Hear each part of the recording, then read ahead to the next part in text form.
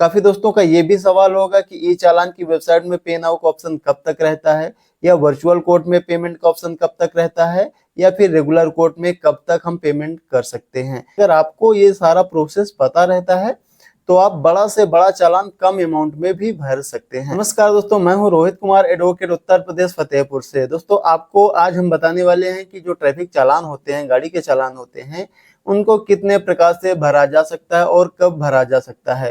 दोस्तों हर किसी के पास वाहन होता है, वो चाहे टू व्हीलर हो, चाहे फोर व्हीलर हो, या कोई बड़ा वाहन।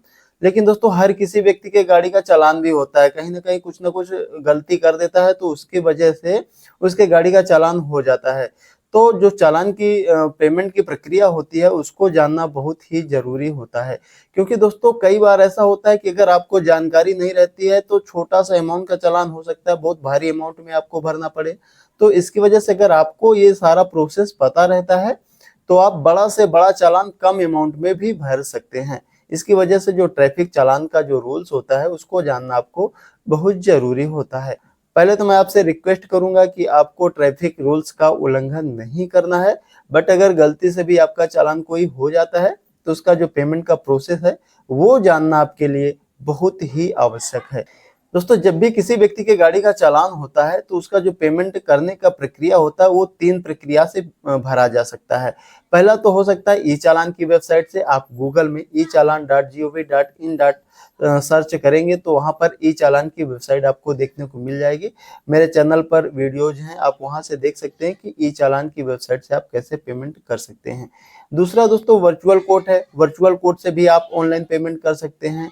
वर्चुअल कोर्ट आपको क्रोम ब्राउजर में जाना है और वी कोर्ट या वर्चुअल कोर्ट टाइप करके सर्च कर देना है। इसके बाद आपको वहां पे अपना स्टेट सेलेक्ट कर लेना है और वहां पे आपको व्हीकल नंबर या चालान नंबर से आपको चालान अपने चेक करना है। तो वर्चुअल कोर्ट से आप अपने चालान का पेमेंट कर सकते हैं। तीसरा आता है रेगुलर कोर्ट। दोस्तों रेगुलर कोर्ट से अगर आप ई चालान की वेबसाइट से या वर्चुअल कोर्ट की वेबसाइट से ऑनलाइन अपने चालान का पेमेंट नहीं कर पाते हैं तो फिर लास्ट ऑप्शन आपके पास बचता है रेगुलर कोर्ट का। रेगुलर कोर्ट क्या होता है, एक मतलब मन में सवाल रहता है कि रेगुलर कोर्ट क्या होता है। क्योंकि जब भी कोई भी व्यक्ति अपने गाड़ी का चालान चेक करता है तो वहां पे स्टेटस पे शो होता है ट्रांसफर टू रेगुलर कोर्ट। तो वहां पे वो व्यक्ति परेशान हो जाते हैं कि आखिरकार ये रेगुलर कोर्ट क्या होता है, यहाँ पे जो स्टेटस शो हो रहा है इसका क्या मतलब होता है, अब मुझे क्या करना पड़ेगा। तो सबसे पहले आपको ये जानना जरूरी है कि अगर चालान में स्टेटस चेक करते समय वहां पर लिखा रहता है ट्रांसफर टू रेगुलर कोर्ट, तो फिर आपको ऑनलाइन पेमेंट करने का ऑप्शन वहां पर नहीं मिलेगा और आपको कोर्ट में ही जाना पड़ेगा। यानी कि रेगुलर कोर्ट जिस डिस्ट्रिक्ट में आपका चालान हुआ होगा आपको उसी डिस्ट्रिक्ट में जाकर के अपने चालान को भरना है। डिस्ट्रिक्ट कोर्ट में एडवोकेट के माध्यम से या फिर डायरेक्टली लोक अदालत से आप पेमेंट उसका कर सकते हैं। आप ऑनलाइन पेमेंट नहीं कर सकते हैं अगर रेगुलर कोर्ट का स्टेटस शो हो रहा है।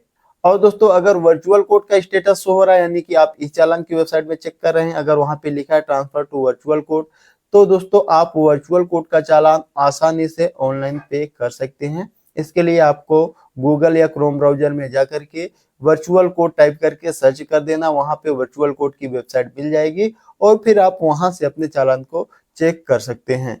और दोस्तों वहीं से अपने चालान का पेमेंट भी कर सकते हैं, आपको कोई भी प्रॉब्लम होने वाली नहीं है।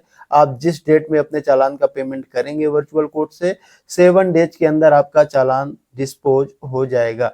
वर्चुअल कोर्ट में आप जिस दिन पेमेंट कर देंगे तो वहां पर उसी दिन पेड शो होने लगेगा, बट ई चालान की वेबसाइट में आप चेक करेंगे तो आपका चालान पेंडिंग ही शो होगा। इसका मतलब दोस्तों आपको 7 डेज का वेट करना है। ई चालान की वेबसाइट से भी 7 डेज के अंदर कभी भी आपका चालान डिस्पोज हो सकता है।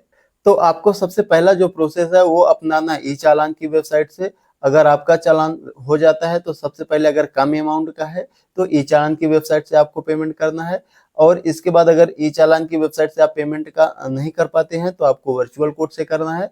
बट अगर आप वर्चुअल कोर्ट से भी नहीं कर पाते हैं तो फिर आपका चालान रेगुलर कोर्ट के लिए ट्रांसफर हो जाएगा और फिर आपको रेगुलर कोर्ट ही जाना पड़ेगा या फिर लोक अदालत के माध्यम से रेगुलर कोर्ट में ही जाकर के आप अपने चालान का पेमेंट कर सकते हैं। काफी दोस्तों का ये भी सवाल होगा कि ई चालान की वेबसाइट में पे नाउ का ऑप्शन कब तक रहता है, या वर्चुअल कोर्ट में पेमेंट का ऑप्शन कब तक रहता है, या फिर रेगुलर कोर्ट में कब तक हम पेमेंट कर सकते हैं। यानी कि ये भी बहुत बड़ा कंफ्यूजन है कि जब ई चालान पे आपका चालान रहता है तो कब तक वर्चुअल कोर्ट में ट्रांसफर होगा, या फिर वर्चुअल कोर्ट से कब तक रेगुलर कोर्ट में ट्रांसफर होगा। तो सबसे पहले आपको ये जानना जरूरी कि ई चालान पे जब भी आपका चालान रहता है, यानी कि जिस दिन आपका चालान हो जाता है उसके 3 दिन बाद कभी भी ई चालान से वर्चुअल कोर्ट के लिए ट्रांसफर किया जा सकता है। कभी भी मतलब 3 दिन के बाद, 10 दिन में भी, 1 महीना में भी, 1 साल में भी, किसी भी दिन वर्चुअल कोर्ट के लिए ट्रांसफर किया जा सकता है।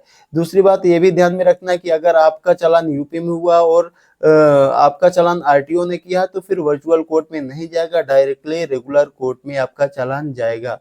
और एक चीज और आपको ध्यान में रखना है कि अगर आपके चालान में मोबाइल नंबर लिंक नहीं है तो फिर भी वर्चुअल कोर्ट में नहीं जाएगा, डायरेक्टली रेगुलर कोर्ट में जाएगा।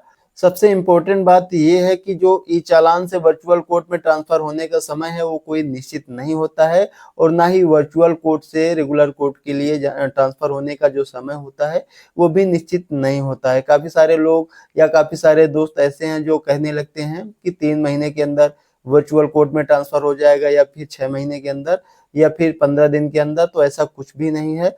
कई चालान ऐसे हैं जो 3 महीने के अंदर भी हो जाते हैं, कई चालान ऐसे 1-1 साल तक में वर्चुअल कोर्ट से रेगुलर कोर्ट में ट्रांसफर नहीं होते हैं। तो इसका कोई निश्चित टाइम नहीं दिया हुआ है, लेकिन अमूमन अगर देखा जाए तो ज्यादातर चालान 3 से 4 महीने में उसमें वर्चुअल कोर्ट से रेगुलर कोर्ट के लिए ट्रांसफर हो जाता है। एक इम्पोर्टेंट बात यह है कि अगर रेगुलर कोर्ट में चालान पहुंच जाता है तो उसको कब तक भरें तो कोई दिक्कत नहीं होती है।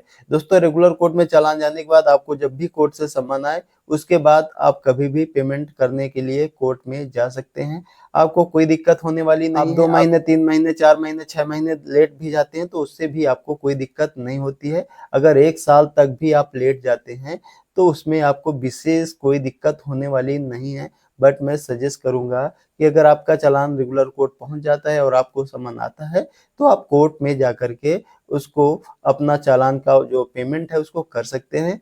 आप उसको पेंडिंग रखने से उससे कोई फायदा होने वाला नहीं है।